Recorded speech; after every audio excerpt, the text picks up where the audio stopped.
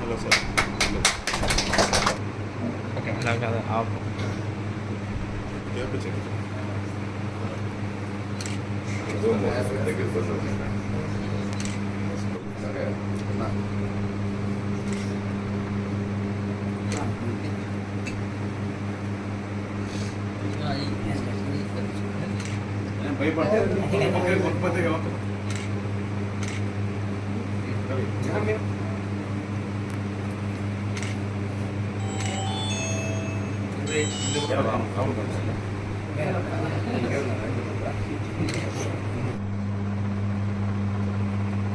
Jai Jagan Jai Jagan